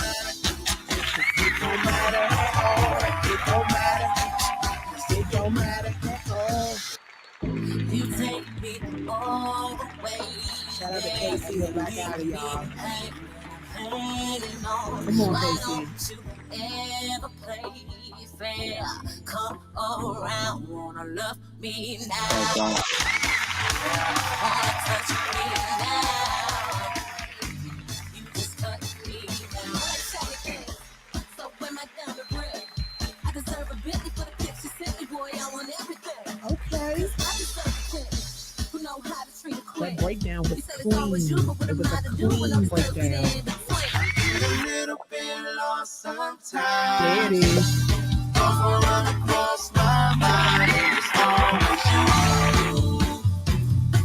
It starts with you, baby. Said it don't matter, It don't matter. it don't matter no more. Said it don't matter, It don't matter. it don't matter No more. Listen, first and foremost, I can definitely hear that being played on mainstream radio. That's Oh, the it's already in rotation at it seems like PGC. it came together perfect. Y'all cranking. Listen, y'all are Thank cranking. you. Thank you. Thank Not you. only y'all cranking, but Malachi. What? There you go. Can you hear me? Yep. So first and foremost, I was just telling CrazyLegz, this is a success. I can hear it on mainstream radio. The collaboration it just seems seamless. So if you're on the outside and you didn't know, you wouldn't know. But it just came together and it was a little bit of everything in there. Y'all tried to play with me. It was a little bit of everything. We got a clean breakdown. We have a great chorus. The thing about the chorus is it's repetitive, so it catches you and you can immediately sing along, and it's something that people can understand. So can you tell them about the lyrics for the song? You know it. It was coming. I don't know why you thought it wasn't coming. It was coming. Well, the lyrics just who wrote the song? My man Kyle Footwork. Kyle Higginbotham goes by Kyle Footwork. Higginbotham. Shout out to Kyle. So we wanted something that just everyone could relate to with adults, going through relationships or Heartbreak. heartbreak or whatever. But the whole point of it, you can get through it. It don't matter. So It don't matter. It don't matter no more. This is, you know what we should do? We should do a challenge. I challenge anybody to listen to that song and then 3 days later tell me that you're not walking around your house doing your laundry going, it don't matter. No, I don't want. Don't matter no more. I hear it already. See, this is the thing. There are certain songs that get stuck in my head. Stuff that we listen to in the shop gets stuck in my head, and I'm walking around singing it for a week, and I think it's gone away, and I'll be doing dishes, and it'll pop up in my head. But this is one of those songs that sticks with you. Catchy lyrics, very easy to catch on to. You got a little bit of bounce speech, you got a little bit of everything in there. Clean breakdown. You have a little great vocal ability, and it's something that is easily recognized or understood by anybody who's been through it. Right. It's not complicated. So it's y'all got the cheat code, y'all. Y'all have to feel like y'all got the cheat code. I think y'all cheat coded this one. I think it's dope, super amazing. Definitely looking forward to more. So Thank what's you. next? Look, the smirk on my face. What's next? What's next? I try to put the link to the song in the comments, but for some reason I can't comment. I guess I'm not cool enough to comment or something. But That's the private chat. Oh, okay. So send me the link and I'll definitely push it out myself, and I'll make sure I have people share. I'm sure Tu will share it too. We're going to make sure it gets out to the masses. Like, that's the whole purpose. awesome. Is for it to touch the masses, because this is Yeah. not just a local song. So I'm going to share it everywhere. Every group that I shared this to, I'm going to share the song to, because y'all have a Thank you so streaming much. goal, and we're going to hit that goal. The streaming goal is what? Would you say 100,000? 100,000? How long we got to hit By that number? September 15th. That's not hard. That's not hard. So where can they find the song? That's the link I just sent you. The link goes straight to Spotify, Apple Music, wherever, everywhere. And then one, you said it could be played on mainstream radio. It actually is in light rotation at WPGC right now. Congratulations! Thank you. That is major. That is major. For it not to be an old school go-go song that is in light rotation right now. Congratulations. Right. Thank you. Yeah, thank you. Yeah. So that means, they're not just playing it on the go-go hour, but they're also playing it like in the regular hours too. So what go-go hour? Well, no, PGC is doing it again. They got an hour. They brought long, it back? Okay. Yeah, they brought back Go-Go 95 is my man Jealousy. Shout out to my man Jealousy and DJ Flex. Yeah. Yeah, Okay. Jealousy and DJ Flex doing it for an hour. So so that, and then I sent you the link. I don't know why it's not letting me comment on here. It's okay. I think he said the chat is private. He said it's up there now. He said he dropped it up there now. Okay, cool. Yeah, I sent it to you in the private one, but for some reason I can't comment on the We got you public one. covered from the tech All good. side on this side. We got you covered. It's all good. Now I appreciate it. Yeah, so you can listen to it anywhere, and anywhere streaming is available. I'm so excited. So when do the visuals drop? When is the music video coming out? Like, I got questions. Where are the visuals? Where are the visuals? I need to see some visuals. You can drop that info. This Legs. was a no gray area exclusive. Like, I'm so excited. Video release August 6th. Fillmore. Yes. Black Alley and featuring Chris. And then we have a lot of content coming very, very soon next week. So we're gonna push it. A lot of dance visuals. I got some collaborations. A TikTok challenge. Challenges. Ooh. So, yeah. Ooh. So we got a TikTok challenge coming soon. Visuals coming soon. The Fillmore, August 6th. Day, night? Night. Okay. So yeah, it's a Black Alley show, but in the midst of the Black Alley show, we're going to be doing the video release as well, since Casey's on it. And Chris is going to come out and perform, and CrazyLegz going to come out and make his legs crazy. Make his legs crazy. I don't think he has to make them crazy. I think they're already there. They're just chilling right now. Like I promise you, he was over here tapping his leg. I know he wanted to get up and enjoy it. So as a producer, how do you feel to feel the final? Like, how does it feel to hear the final product? How did it feel? It was perfect. There's a lot of great stuff about to come from there. So even with August 6th, my team, we're talking about just creating a new experience for go-go dance. So we partner. I didn't even get to tell Malachi. Hold up. This is another no gray area exclusive. Bombs like Hiroshima. Let's go. Yeah, we're tapping with like top choreographers out of LA. So pretty much we're gonna do like a huge collab experience where we teach the choreo to the song, but it's gonna be like a huge dance party. So we're gonna have like twerkers and we teach beat your feet. So it's just gonna be a dope experience out of LA at like the top studio. That's so dope. So is it gonna be virtual? You're gonna have to be there in person. So it's gonna be in person. Okay. Yeah. So that is so dope. I think the beauty for me is actually seeing it go outside of this area and knowing that it is going to be successful. Not can be, it is going to be successful. Right. Because you guys both have the drive to make it successful. Absolutely. I'm so excited. Malachi, CrazyLegz, congratulations. Like, I'm smiling like it's my song, but I think it's really dope.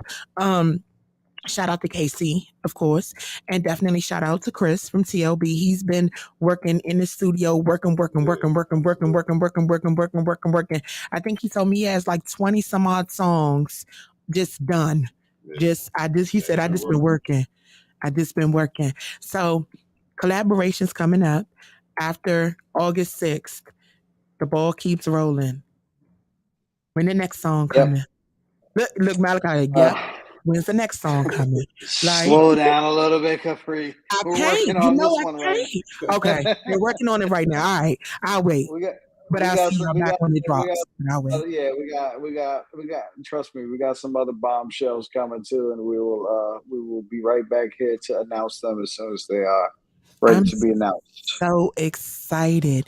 So for the people who are out of town, who want this experience, you guys can head on over to Spotify, Apple Music, all streaming platforms. This song is available. And make sure you guys follow Malachi Johns. Make sure you follow CrazyLegz. Make sure you follow Chris. Make sure you follow Casey so that you get to catch the full experience from all of them. And then you get to see the cranking experience of the collaboration. I'm so excited. This is super dope. Man, this is super dope. From sitting out in the car and listening to the tracks till now, it is super dope. So for you as an educator, CrazyLegz, because that's what you are. What do you want people to know about this journey, for you, for this being your song? Like, what do you want people to know about the journey? Because it was a journey to get here. Like, you had to jump out of a safe place into a non-comfortable zone to make this happen. So what do you want them to know about the journey? Just keep pushing. Don't get discouraged. Even when things seem like they're bad, there's always something good out of it that you can learn from. Just keep pushing and think outside the box. Be creative. Just keep going. And Malachi, I think it's so dope that you were open to not only working on the collaboration, but to pushing and forming 77 Sound. And because, like we talked about earlier in this culture, a lot of times it's said that the old heads are in the way of the up and coming and the younger because they don't want to reach out. They don't want to help. They don't. But I don't believe that's it. I feel like it's a time and place for Hold everyone. on. Are you calling me an old head? I just I need to mean, know you this played in right now. solo, you played in Northeast, you played in Mumbo Sauce. Yeah, I am. You gotta accept it. Look, light skin. You gotta accept it, light skin. It just is what it is. You are OG Damn it. in this. You're OG. But Take your title. I still got my red though. I still got my ginger. Oh, it's okay to still have your ginger, but that don't mean you're not an OG. Damn it. Uh huh. All right, I'll take it. I'll take it. Listen, it's not too many people that can say they played with Solo and Northeast Groovers and not be considered an OG. Take your title. But you're a different type of OG because you're forging the future for the culture. So what do you want the future of the culture to be for both of y'all? What do you want the future of the culture to be? What do you want to shape it to be?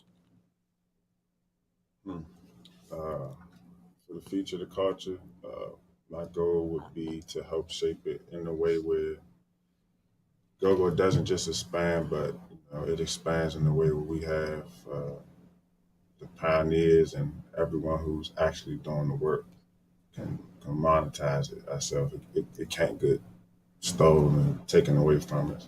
So everybody doing the works get the credit, gets the rewards. So, Okay. Yeah. Malachi. Yeah, I mean I would definitely agree with that. I wanted to evolve. I guess one of my secondary goals would be that I don't want to say I don't want any, but I would like it right now. Almost every go-go musician has a day job. Facts. I would like to change that. I would like for us to be in a position where go-go musicians and artists can just do music full time. But having said that, I also they need to know that is not just, they can't just do what they're doing now and have that happen. Okay. You know, I would like them to take things a little bit more seriously, and also to me, I just think it's like, say you make $100,000 a year between your day job and or $75,000 a year between your day job and playing a go-go band. Mm-hmm. Why can't you just get to $50,000 a year playing in a go-go band and then you don't have to go to work? Like, I don't understand why that's not a good So goal, you would like for them to have financial sustainability without having to have a regular 9 to 5, which would mean that some of them will have to live within the means of just that 50,000 and not the means of that 75,000. Correct. And of course, I'm just throwing that number out there as an example. It's not a real number, but yeah, I mean, it is definitely possible. I can tell you because I have clients that do it. It is definitely possible to make a living off of music these days. It absolutely is. It's definitely possible. I have one client who is so concerned about COVID and not performing live because of COVID that they're turning down $60,000-$75,000 offers. I think I just because they make so much money from streaming and YouTube and selling merch that they don't need to they can turn down $60,000 because they don't need to go do it. I think that's a goal for everybody. I mean, it's not an easy thing to do. Like this Right. person does nothing but like 12, 14, 16 hours a day writing, producing music, making videos in their house, MTV level quality videos. You know, they're very sophisticated. Now, I'm not making it, I don't mean to minimize it like it's just some easy thing. Well, I could just start putting out a song every week and I'll make $1 million. Like it doesn't work, you know, like, but I'm just saying that it is possible. I've seen it. I, you know, am involved with somebody who does it. So it's not like I'm just making this up, something I read out of a magazine or something. Right. I've seen it. So it's possible, but there's a lot more work that has to be done than what is being done now. But that's what I would like to see it evolve into is, you know, people that are, because the thing is, I feel like, I'm not for sure that it's because of the financial part of it, because I think that maybe we probably made less money back in the day, but it wasn't all about the money for us. It was about cranking. Right. I feel like now everybody's lazy. And not everybody. Junkyard clearly is still not lazy after all these years. Dude, I don't like. They're just like a total enigma in the world. That they full out practice like it's a real show. They don't play with it. It's real for them. Yeah. So, but I would like every band to like have that level of energy. You know what I'm saying? And that level of dedication to the craft. And I would like every band to have the crank of Junkyard with the polish of Black Alley. I like that. Show up on stage like you came to do, you know, every time Casey steps on stage, it's fucking, you know, Nicki Minaj time or whatever, or Beyonce time or whatever. She doesn't show up to the stage in sweatpants. You know what I'm saying? Like she dresses ready to go. Right. So I would like bands to do that and crank. And I see Barry Tyler is on here, who always argues with me about whether Black Alley's really a go-go band or not. We're not going to argue with Barry Tyler. We're not going to go back. No. But I'm going to tell him to tell his band, and I'm not saying that they don't already, but I'm just saying tell your band to go to the store before they perform and come on stage looking like something.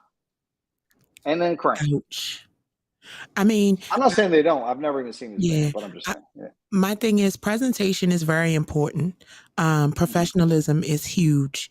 If the show is from 9 to 1 and you're scheduled to hit at 9:45, nobody should be running up to the stage at 9:45 to pick up an instrument. Those things, like, and that's one of the reasons why I do. Common sense. That's one of the reasons why I love Junkyard. Whatever time it is to click sticks, they clicking sticks. Sound check is already done, and when they go, and they give you, they leave it all on the stage. Like we can tell when you're not leaving it all on the stage, especially when you come out often. And I know that for you too, because CrazyLegz, I know you leave it on the floor when you dance. Right. So if you're dancing with someone and they're not full out, you know, you can tell the difference. Spotify, Apple Music, wherever, everywhere. And then one, you said it could be played on mainstream radio. It actually is in light rotation on 95.5. Yes. And then one, you said it could be played on mainstream radio. It actually is in light rotation on 95.5. Yes. And then one, you said it could be played on mainstream radio. It actually is in light rotation on 95.5. Yes. That's something that needs to be repeated multiple times. Oh, there it is. We back. That's all right. People needed to hear. It's on WPGC. I agree. And like 4 times, so go listen to it on WPGC. And stream it and tell a friend to listen to. Yes. So, stream. Yes. But share. Share. Yes, share it, stream it. But we're going to have a conversation about what is and what is not considered a go-go band. I feel like we've had the conversation enough. I feel like, CrazyLegz looking like, yeah, it's real, because there is a difference between a go-go band. There is a difference between a cover band. There is a difference between a go-go band that covers. It's a difference. All three are separate. Yeah, we're not gonna get into it today though. That's a whole episode. That's gonna take a real breakdown, and we're gonna have to bring some people in, and truth is gonna have to be told. But that's life. So, authentic go-go, growth, spreading it, education. What do you want your legacy to be for this culture? We're gonna start with CrazyLegz and then Malachi, your second. What do you want your dash to be for this culture? Because date of birth, and then unfortunately that date that we all are ducking we don't know, but that dash in the middle. What do you want your dash in the middle to say for this culture? Just help paving the way to help it go global and maintain with a global impact. So, and I mean, we definitely headed towards the goal. So Yes, y'all have kicked the door in. All right, Malachi, what do you want your legacy to be for the culture? Futurist. Him and this word. Put it on a t-shirt. I think you need to put I'm it on a about to. t-shirt. Well, Yeah, first of all, I have a shirt that says oat milk on, so I I have no know. problem wearing one that says futurist.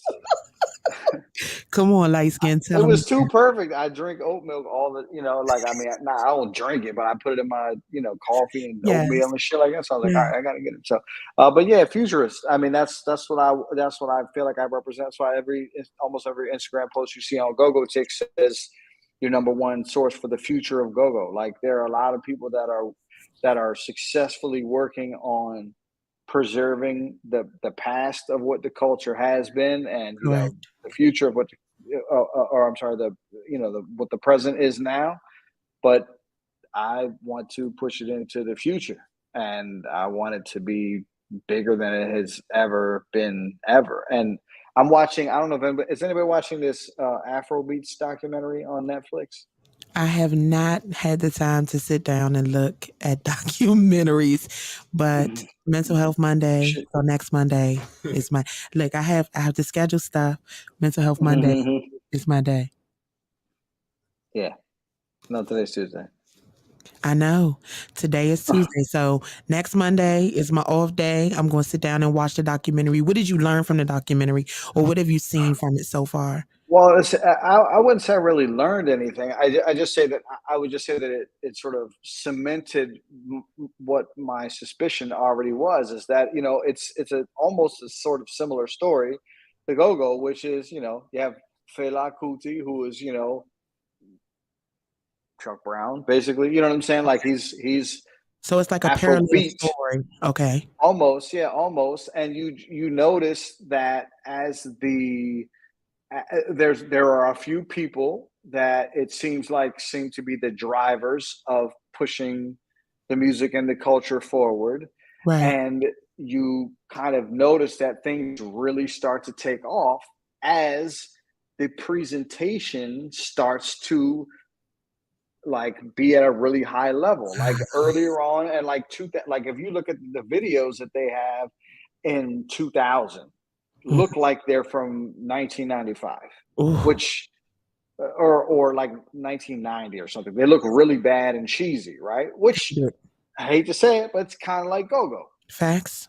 They're worse than Go-Go, but as you see, the DeVitos and the the Burna Boys and those types of artists start to come up through the ranks, closer to where we are now, you see the quality level of the videos starting to get really high level. Right. And so I think that, I mean, it's not just about the videos, but it's just about everything. Like you look at them sitting in their interviews and they look like they came to an interview. Like Right. they're not just wearing like some, a wife beater. They just came from work, and, they look like they came to be in an interview. Presentation. And they're taking it seriously. Yeah, presentation. So that's the thing that I took from it. I mean, there's other things as well, but I've already talked enough. So, Nice. but I would just encourage anybody who has an interest in the future of Go-Go and pushing the culture forwards to watch that. So while we're giving advice, let's give Go-Go some advice.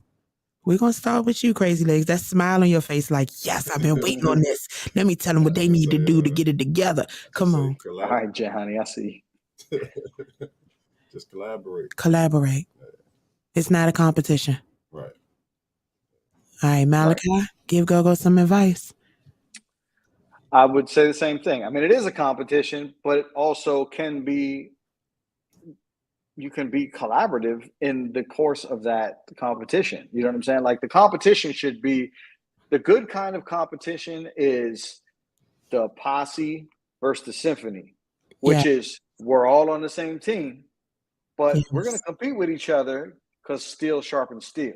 Yes. And we're gonna, nah, man, we crank more than y'all tonight. Nah, we crank more than y'all tonight. That's what we used to do. We used to go back and forth. Nah, man, y'all was slumming tonight.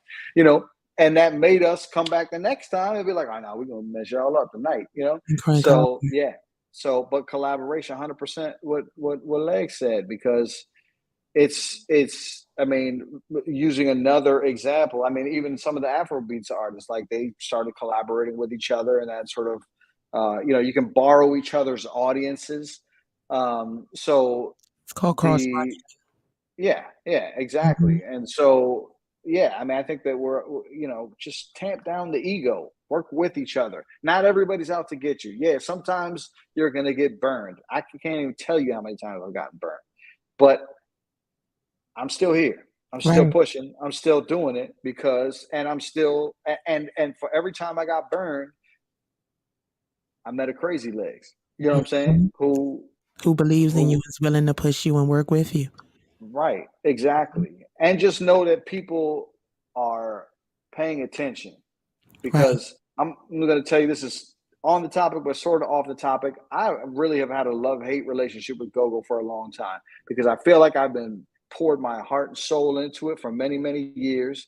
And I feel like, you know, a lot of people, you know, of course, have an issue with my complexion, which I understand, or they, you know, think that I did whatever, or, you know, whatever the case may be.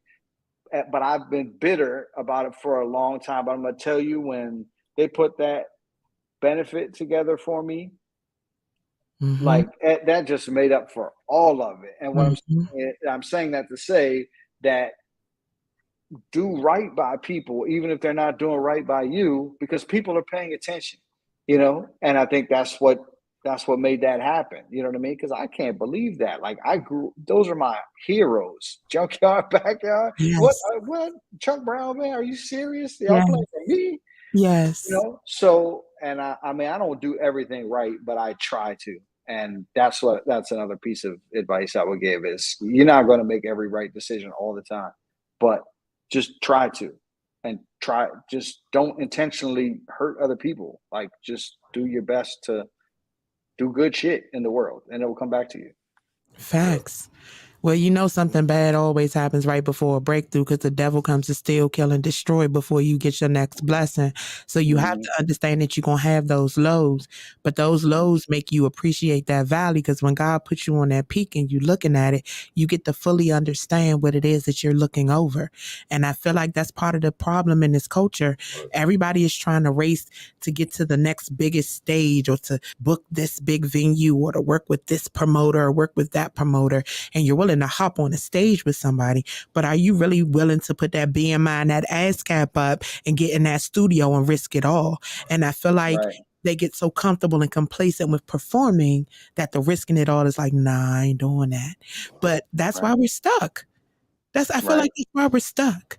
I feel like we have to do something different than we've ever done before in order to achieve things that we've never achieved. Otherwise, it's the definition. Oh, Legz. You gotta look at what pull it up, Legz. His last Instagram post. Pull up CrazyLegz on Instagram. I can't. He's going to pull it up. He's going to pull it up for me. Show your last post. All right, guys, while he's pulling that up, make sure you guys head on over to www.crankrock.com for the latest and greatest in Mitchcraft attire, or meet us in store Wednesday through Sunday, starting at 12 p.m. We are open late on Fridays and Saturdays until 8 for you guys to get something fly to wear here, there, and everywhere. Or you can meet us in store, 9244 East Hampton Drive, Capitol Heights, Maryland, Suite 201. CrazyLegz last post said, determined to go where no one else is gone. And I just said that. Yeah. You're going to do it. I have so much faith in you. Ladies and gentlemen, listen. Make sure you take the time to follow CrazyLegz on all social media platforms. Make sure you guys also follow Malachi Johns. Make sure you guys are following him. Go Talks. Make sure you step on in each and every Tuesday. We got something cranking and new for you. Tell them the name of your song again. Don't matter. Don't matter. Streaming on all platforms, guys. Make sure you guys stay tuned and pay attention. August 6th is going down at the Fillmore.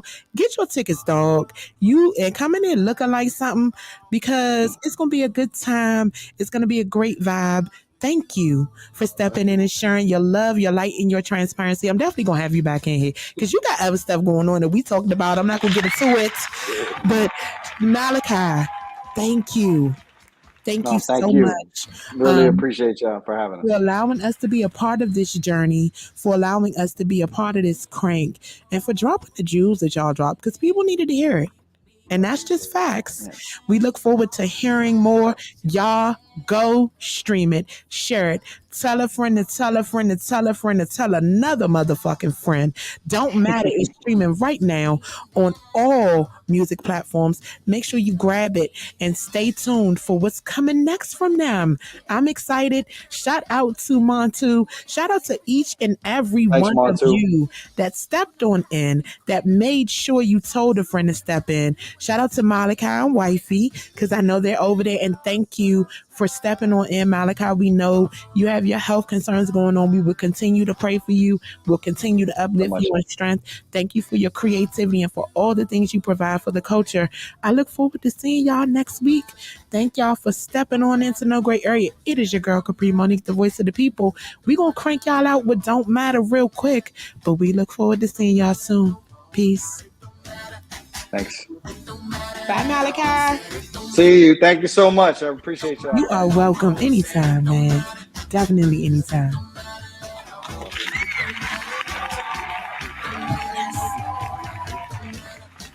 You did great.